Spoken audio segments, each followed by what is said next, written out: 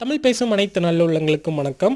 நம்ம கலெக்ஷனில் இருக்க ரோசஸ்லாம் பார்த்துட்ருக்கோம். அந்த வகையில் இன்றைக்கி நம்ம பார்க்கக்கூடிய இந்த ரோஸ் வந்துட்டு கொஞ்ச நாளைக்கு முன்னாடி நம்ம ஸ்டெம் கட்டிங் மூலிமா ரோசஸ் எப்படி க்ரோ பண்ணுறதுன்னு சொல்லி வீடியோ போட்டிருந்தோம் இல்லையா? அந்த ரோஸ் தான் வந்து இப்போ சூப்பராக பூத்துருக்கு. பாருங்கள் எவ்வளோ கொத்து கொத்தாக அழகாக பூத்துருக்கு அப்படின்னு சொல்லிட்டு. ரொம்பவே அழகாக இருக்குது பார்க்குறதுக்கே.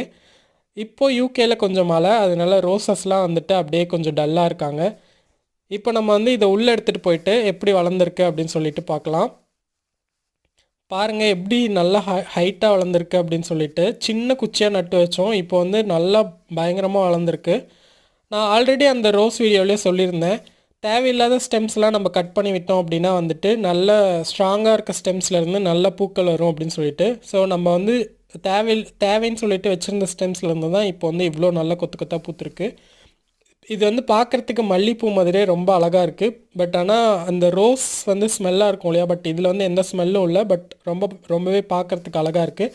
நம்ம ஒரு சின்ன குச்சியாக நட்டு வச்சோம், அதுலேருந்து சூப்பராக இப்படி பூ பூத்துருக்கிறதே வந்து ரொம்ப சந்தோஷமாக இருக்குது. இது வந்துட்டு ஒரு ராம்லிங் ரோஸ் வெரைட்டி. அதாவது ராம்லிங் வெரைட்டிக்கும் கிளைம்பிங் வெரைட்டிக்கும் என்ன டிஃப்ரென்ஸ்னால், ராம்லிங் ரோஸ் வந்துட்டு இந்த மாதிரி குட்டி குட்டியாக நிறையா கொத்து கொத்தாக பூக்கும், இந்த மாதிரி ஒரு ஃப்ளஷ்ஷாக வந்து பூக்கும். பட் கிளைம்பிங் வந்துட்டு ஒரு 2, 3 அந்த மாதிரி தான் பூக்கும், கொத்து கொத்தாக பூக்காது.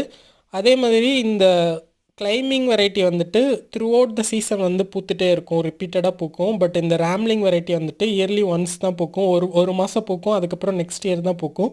அதுக்கப்புறம் கிளைம்பிங் வெரைட்டி வந்து கொஞ்சம் ஸ்லோவாக வளரும்.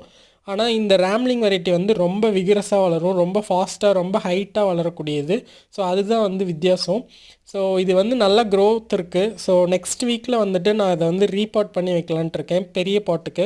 ஸோ இந்த சம்மர்லேயே நம்ம ரீபாட் பண்ணி வச்சோம்னா வந்து நல்ல பிளான்ட்டோட ஹெல்த் இருக்கும். இங்கே தான் நான் வைக்க போகிறேன். ஆல்ரெடி இங்கே ஒரு கிளைம்பிங் ரோஸ் இருக்குது, ட்ரெல்லிஸும் நம்ம அட்டாச் பண்ணியிருக்கோம்.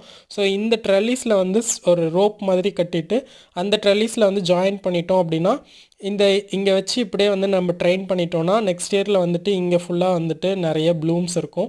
ரோசஸ் வந்து நீங்கள் வெர்டிக்கலாக ட்ரெயின் பண்ணுறத விட ஹரிசாண்டலாக ட்ரெயின் பண்ணிங்கன்னா நிறைய பூக்கள் பூக்கும். அதை பற்றி நெக்ஸ்ட் வீடியோவில் நான் சொல்கிறேன்.